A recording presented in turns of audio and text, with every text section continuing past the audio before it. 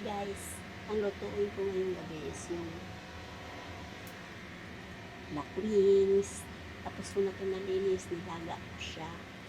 Lagyan ko na yung kunting suka at saka luya para maalis yung langsa. Igigisa ko siya dito sa mga magtatanong ito.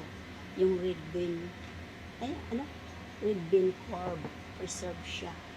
So ngayon guys, magigisa na ako ngayon. Balik na naman ako sa pagluluto. Ayan.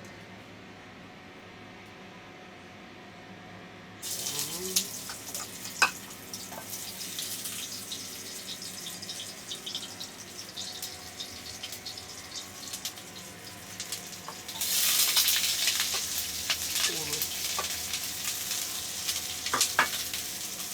Pinagsama-sama ko na siya. So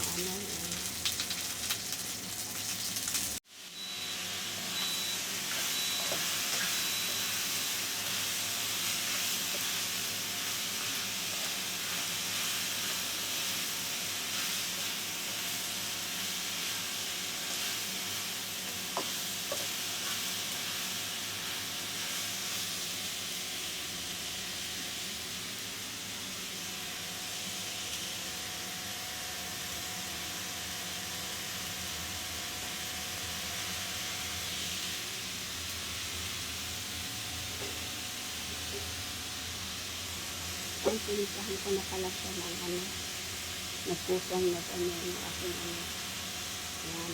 Lagyan ko ng konting chicken powder. Then, sunod ko na yung preserved red bean curd. Ayan. Pag natunaw na siya para sa gatas na kulay red.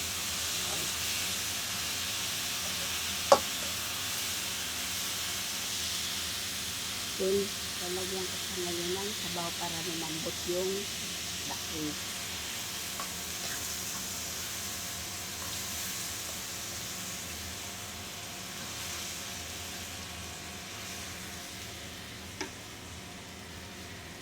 Tapos, hayaan ko na lang muna siya, isino ko muna siya hanggang sa lumambot yung taktak. Guys, isusugod ko na yung tofu sheet ang tawag dito, yung mahahaba. Ngayon gupit-gupit ko at saka ito puro tofu ito. Ngayon ilalagay ko na siya para mag-absorb yung lasa niya sa loob. Yan. Ayan. Mamaya pakita ko sa yung finished product. Now guys, malambot na yung duck wings. Ilagay ko na yung Chinese celery.